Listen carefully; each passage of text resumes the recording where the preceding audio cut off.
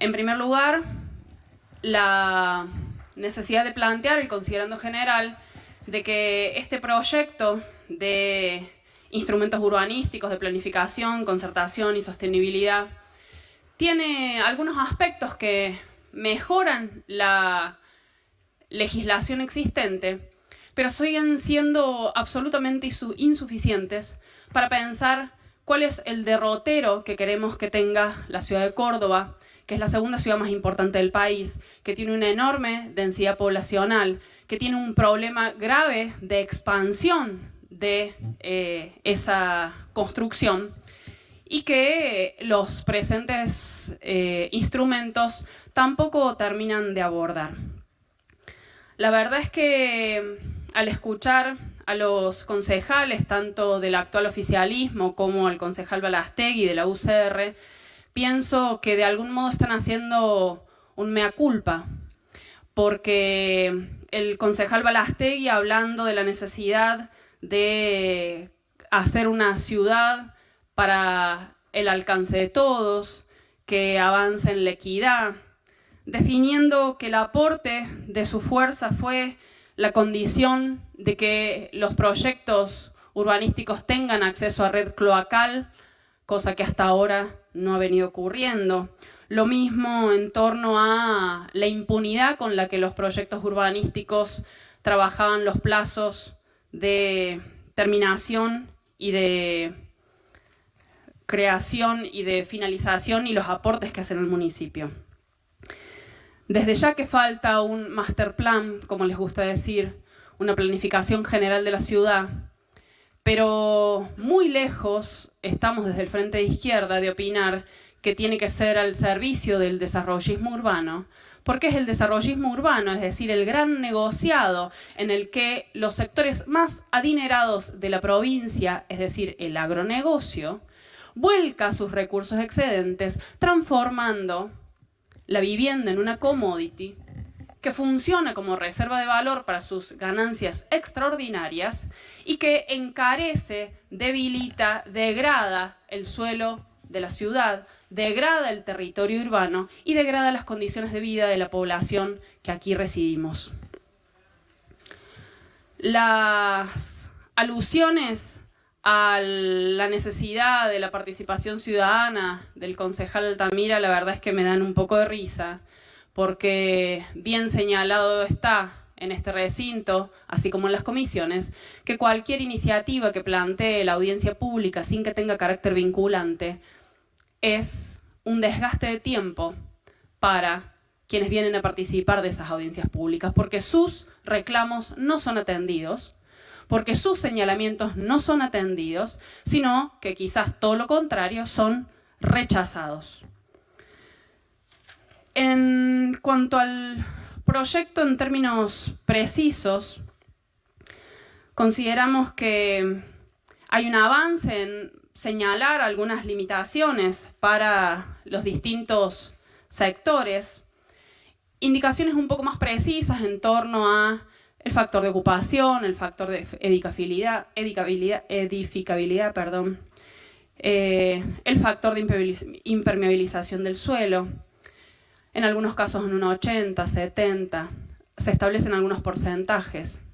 Sin embargo, lo que no se está señalando justamente es hacia qué tipo de ciudad queremos ir. Hay un problema de diagnóstico de la falta de espacios verdes, es decir, de la eliminación del factor de impermeabilización del suelo, que da situaciones brutales como la del crecimiento de la cañada, que puso en riesgo a la población en las épocas estivales y que está vinculado a la erosión del suelo, a la impermeabilización del suelo en la zona sur, por ejemplo, donde se ha desarrollado el megaemprendimiento de Edisur. No hay diagnóstico al respecto. Hay un problema en torno a cómo los proyectos urbanísticos, como el Deposito, cuyo responsable estas semanas hemos tenido noticias, el impresentable de Lucas Salim, que mandó a los habitantes de la provincia de Buenos Aires a cagar literalmente en un balde porque parece que así se lo merecen por ser pobres y votar distinto a lo que él opina. Él fue el responsable que se hundiera Medias Vélez Sarsfield. Ese es Salim, del Grupo Proaco, uno de esos desarrollistas a los cuales, durante todas las gestiones anteriores, les han dado enormes beneficios justamente para desarrollar esos mega emprendimientos. Emprendimientos que, por otro lado, tienen que ver con torres de lujo, viviendas con múltiples habitaciones, con amenities, porque ahora todos hablamos en inglés, amenities, para que disfruten los ricos de la ciudad. O, en el mejor de los casos, como esos espacios no se van a habitar nunca, se pongan a sacar renta en Airbnb y todas las plataformas que acá tanto gustan algunos sectores para funcionar y hacer funcionar la bicicleta financiera, la extracción de ganancias, una vez más. Ahora, el problema habitacional en nuestra ciudad es realmente enorme. Y miren qué llamativo, y acá el concejal Altamira decía que se incorporaron todas las observaciones de las distintas fuerzas políticas, pero que cuando se elimina mediante el artículo 60, si no me equivoco, del artículo 67, perdón, la ordenanza anterior que establecía las condiciones para los convenios urbanísticos, en esa ordenanza, en el artículo 15, se establecía taxativamente que parte de la apropiación de los beneficios extras en torno al uso del suelo diferenciado o las distintas variantes que hacían los convenios urbanísticos, debía ir una porción de suelo a integrarse a lo que correspondía según ordenanza 11.988, que es la reserva de inmueble para la vivienda de carácter social. Eso ha sido eliminado porque se ha derogado mediante esta ordenanza, que es lo que van a proceder a votar, y en su artículo 67, y no aparece en la nueva ordenanza. Es decir, que podemos presuponer que ya no habrá para esos sectores adinerados que hacen una acumulación de la renta del suelo y la ponen a bicicletear, la obligación de destinar terrenos o beneficios para las mayorías populares. Pero esto, mire qué casualidad, se condice con la realmente dificultosa tarea de que nos respondan un simple pedido de informes, que es el pedido de informe número 11.668, eso hecho ya hace más de un año, donde les solicitamos, por favor, tengan a bien respondernos cómo se ha ido configurando históricamente esa reserva de inmuebles, cómo se ha ido configurando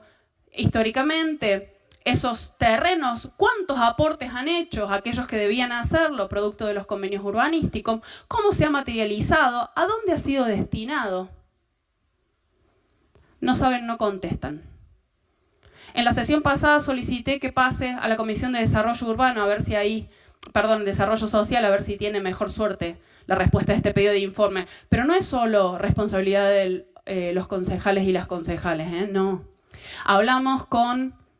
frente a la presencia de los funcionarios de las áreas pertinentes, que tampoco supieron contestarnos. Me los encontré casualmente a la doctora Celina, a otras de sus secretarias, y les pedimos por favor específicamente que nos cursaran esta información. Tampoco tuvimos noticias. Se ve que acá hay algo oscuro de lo que no quieren hablar, que no quieren contestar, porque es insólito que esa información no aparezca. Y ahora de repente desaparece inclusive hasta de la normativa. Esto se condice con la problemática que vienen manifestándonos hace tiempo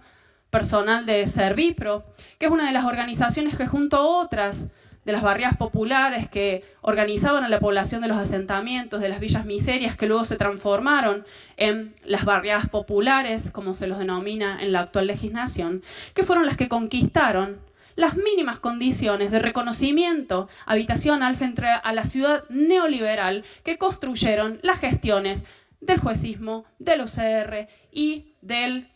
peronismo en esta ciudad. Una ciudad abiertamente neoliberal, donde justamente el acceso a la vivienda estaba imposibilitado para las mayorías populares. Me contestarán que hubo alguno que otro plan de vivienda, algún otro plan de acceso al crédito, sí, a las condiciones usurarias de los créditos del Banco Interamericano de Desarrollo o de las entidades financieras que hoy están haciendo los mismos negocios. Dentro de los artículos de los instrumentos de planificación, concertación y sostenibilidad, llaman la atención, inclusive en aquellos como los que plantean los acuerdos de gestión mixta o de los polígonos de acción concertada, los artículos 41 y 60, inclusive miren, en los instrumentos para una urbanización sostenible y proyectos de urbanización sostenible, que habilitan a que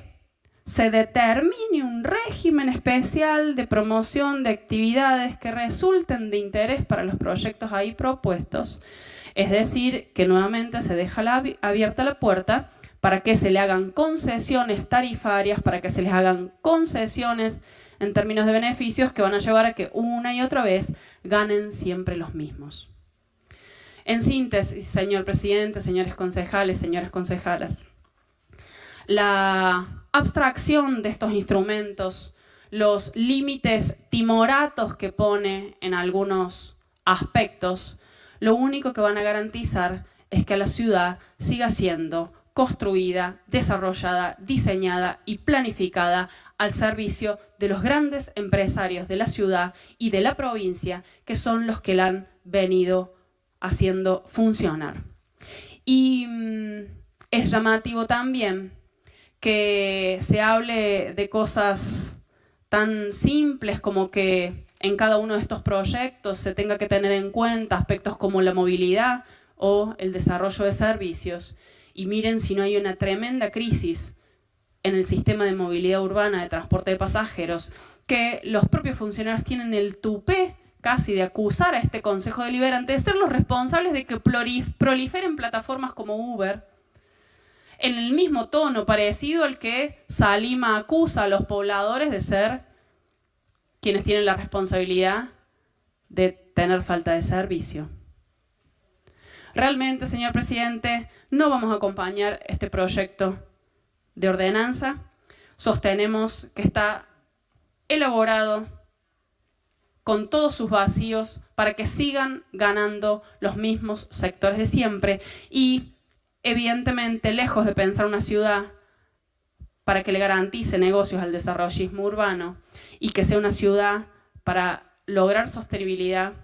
para lograr acceso al suelo urbano, a las familias trabajadoras que son las que día a día viven en esta ciudad, la construyen, la habitan, generan sus prácticas sociales y que históricamente inclusive han sido expulsadas, lo que hay que hacer es ponerla en discusión con esos sectores que han sido los verdaderos y las verdaderas ausentes de este debate. He escuchado hablar en reiteradas ocasiones de las zonas deprimidas de la ciudad, de las zonas que han perdido valor en una ciudad. Está ya estudiadísimo a lo largo y ancho del mundo y también en nuestra ciudad, que esas zonas deprimidas, perimidas, son zonas que o fueron zonas industriales, zonas donde habitaban y habitan familias obreras, familias de la clase trabajadora, zonas que fueron abandonadas en sucesivas gestiones por el Estado. Ahora este empresario, como le gusta llamarse, Salim,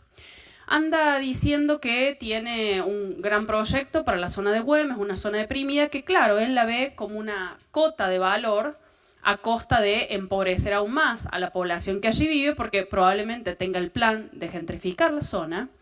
Pero esa zona está deprimida porque desde hace 20, 30 años, como es la zona de Bellavista, Suárez, Güemes, pasa la única y misma línea de colectivo. El 61, el corredor amarillo, el corredor número tal que le hayan buscado a lo largo de estos años, es el único que recorre la zona de Bellavista, el Pidio González y llega al centro. Váyanse a tratar de transitar desde la zona de Río Negro, bajando directamente por Vélez Sarsfield, cruzando Güemes y Suárez hasta llegar al centro. ¿Cuáles son las líneas de colectivos que pasan? Las mismas desde hace 20 años. ¿Cuáles son las líneas de colectivo que atraviesan la zona baja de Güemes, zona perimida, como han llamado a otras zonas perimidas, San Vicente? Podríamos irnos a cualquier sector de la ciudad. ¿Quiénes son los responsables de que las zonas se depriman?